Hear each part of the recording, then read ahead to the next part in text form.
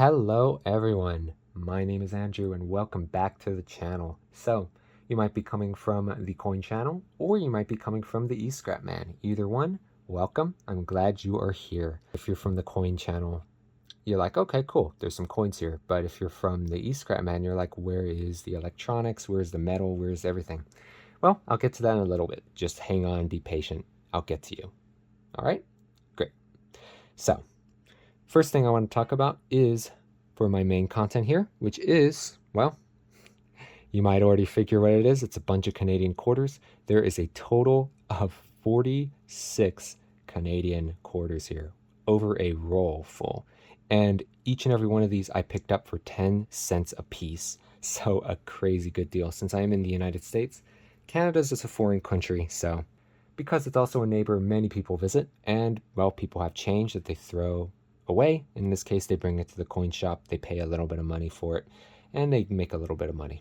One thing I like to do is I like to search the boxes of coins that they just don't want. So I just go there and check, and, well, I came in at the right place at the right time. Right when I'm starting to search, they're like, we got a bunch of Canadians, and they just dump a bunch of nickels, dimes, and quarters right in my face into the box. So, I take a look and I realize it's full of quarters, and it turns out they dumped a whole roll of quarters, so about $10 worth, because this is $11.50 worth of coins. So I'm really happy about that.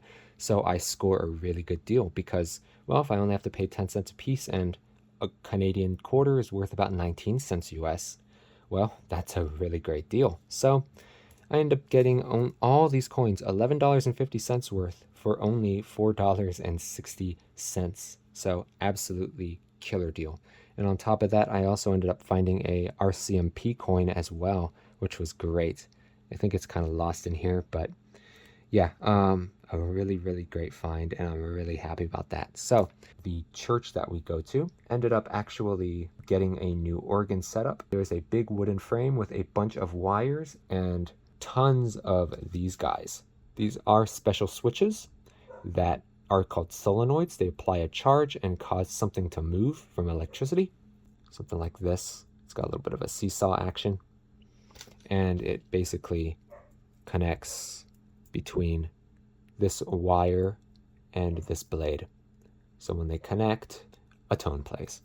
But more importantly, I was very curious as to the metal composition of these little rods here, because as I know, contacts tend to be silver. They found that it was actually sterling silver, 925, with trace amounts of gold. And that was surprising to me because I have a good amount of these reeds. These are basically bus bars. As you can see, it doesn't stick. Just one of these individual sticks weighs 0.9 grams, so that's great. And you can see a lot of weight, over 75 grams of sterling. But yeah, I just started to separate all the foils out. The foils off of this wiper, because this wiper is steel. This guy should ideally be sterling as well. You might be wondering how I even get those off in the first place. What I do is I simply just take a pair of needle nose pliers like this. I just grab one of those ends, because you can see on the back there, that is some steel. There's a little overhang. So what I'll do is I'll grab some needle nose pliers and grab on that overhang and just kind of twist it like I'm opening up a can of sardines. And you'll see kind of what I'm doing here. Taking this guy and, well, grabbing it and twisting. You can see it just kind of detaches real easy. And I do this again, and I do this one more time, and there you go. These are newer pieces, but these are also made of silver at the ends. You can see they also have their overhangs, so you can actually just see a better view of just the area that is rusting. Not too much, so these guys won't take very long to clean up, but we'll do the same thing. Twist, pop these off. There you go. And one more. You can see there are 3 little rivets there, little studs. We just twist one, move it, and that just came right off. Okay, and we are done. So that's really all you got to do to get these guys ready for the acid. And yeah, these guys are steel, so these go into your steel bin. And there's our pieces of silver. Not too much, but every little bit counts. And these little pins that come in contact with the wire, also sterling. And I also happen to have a whole heap of really nice material. Really all I have to do is take this pair of needle nose pliers, go to the base, take a few at a time, kind of go across, twist around, and they come right off. And I just do this to every single one of those individual reeds. And a lot of these don't even have any solder attached to them. There is a wire, but just a little cleanup makes a huge difference. And all I gotta do is just kind of clean these up right up to where the copper wire is. So this isn't gonna be super clean, but that's okay. Put that to the side. And I let nothing go to waste, so those little bits of copper wire will just go straight to number 2, probably. You can see we got like some kind of block of wood related stuff, so this just goes to the trash. All right, and yeah, we got a nice little amount of silver. If we take a look at that weight, so we have our 1 single silver blade. Combine that with the little stick here. Not much of a difference.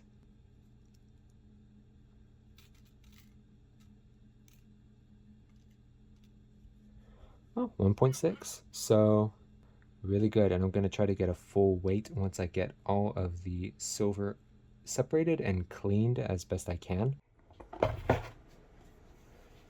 Watch the magic happen.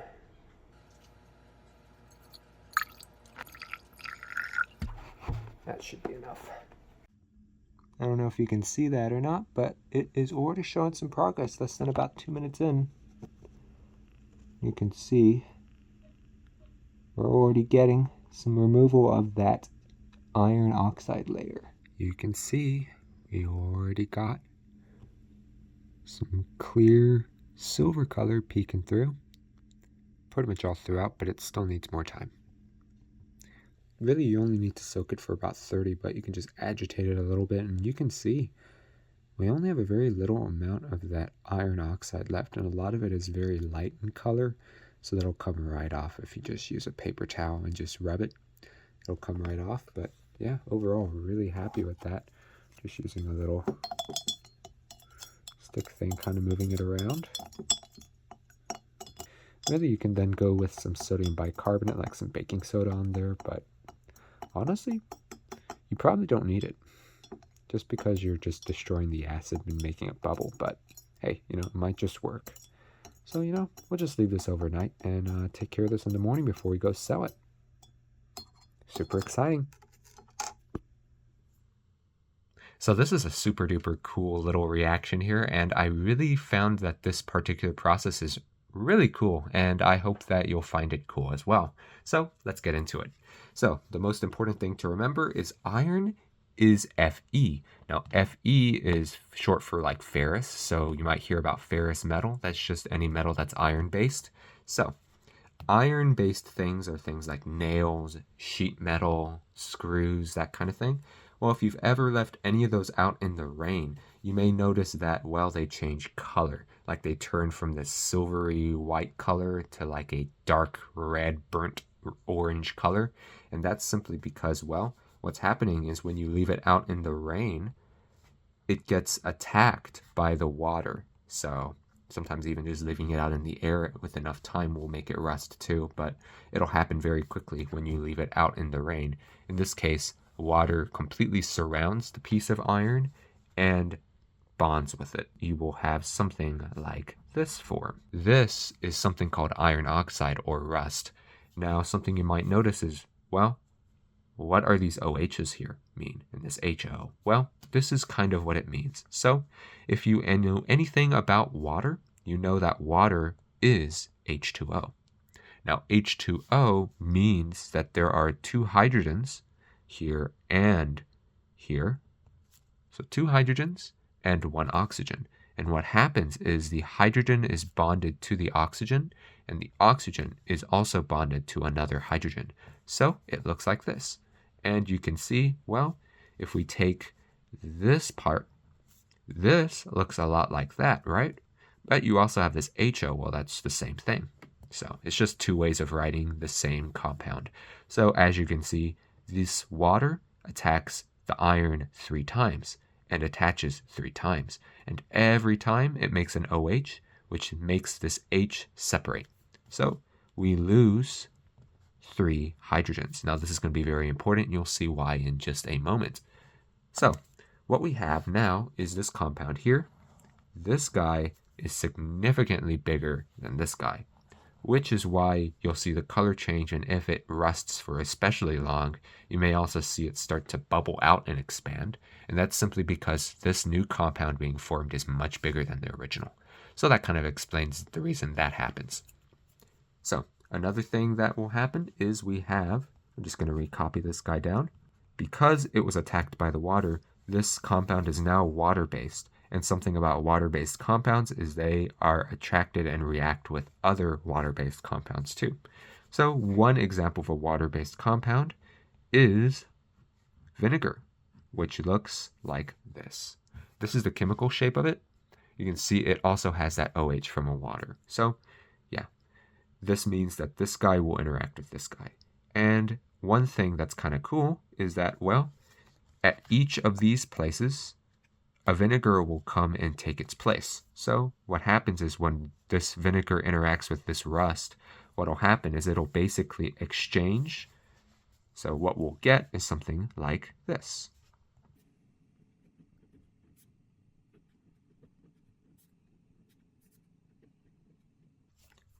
We'll get a product like this. Now you can see that this is a completely different structure than this guy. This is much bigger. And you can see, yeah, this is the same compound as this guy. As you can see, it's basically this guy. And as before, you can see there's a second one and a third one. This third one is like a flipped version of this guy. It's like it was turned around and flipped. So yeah, 3 of these pieces of vinegar interact with every one of these iron oxide pieces. And as before with the water, it also loses a hydrogen. You can see this hydrogen is not at all present here. So it loses 3 hydrogens as well, which means now this hydrogen will interact with this hydrogen and connect. So we end up getting something like this.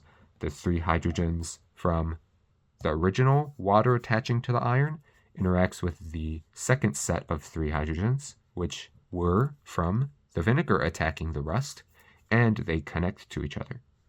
So now we have lots of this compound here, which is hydrogen gas. And that is why you see the bubbles form. And you also notice that we went from a silvery gray from the iron to a red color, which is just structure changing. And we also saw that color disappear because it changed its structure again into this guy. And now this guy is actually in the water with vinegar and everything else. So yeah, so you see a color change and also bubbles form, all because of that hydrogen gas. So I hope you enjoyed that little bit of background. And yeah, super duper cool. And it's just neat to know exactly what's going on in the background. So let's go ahead and get back to the video.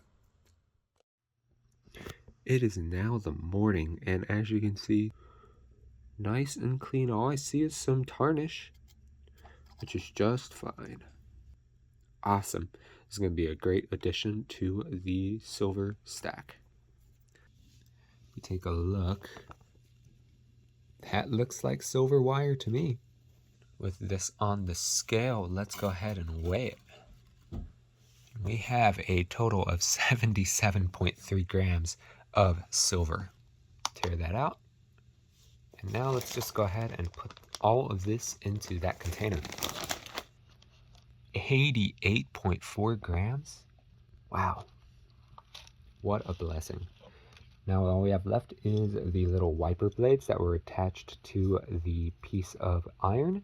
It had a lot of contamination due to all the rust, but I just put in some vinegar and put some baking soda in there as a final step. Did that twice, rinsed, cleaned, and we're left with some really beautiful silver bars. Let's go ahead and weigh that.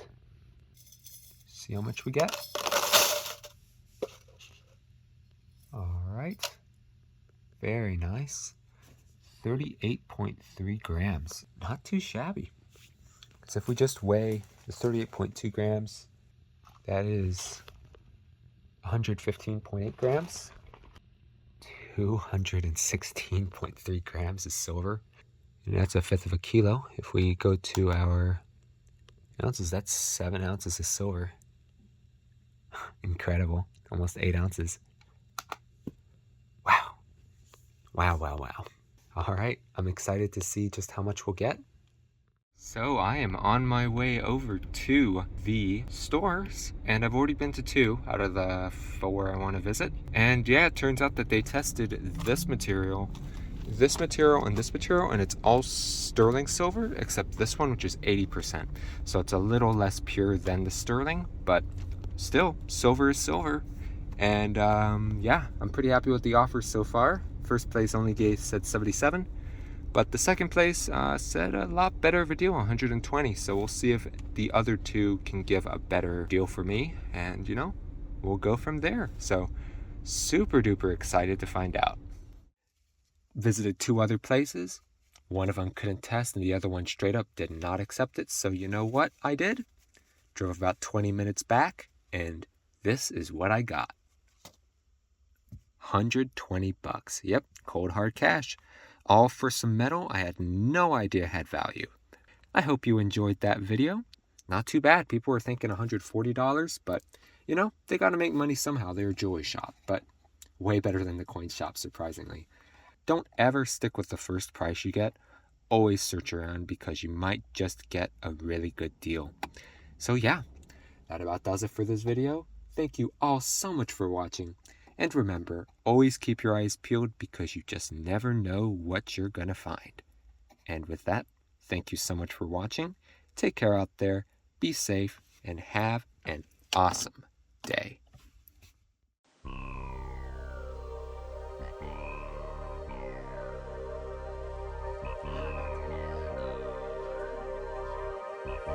Mas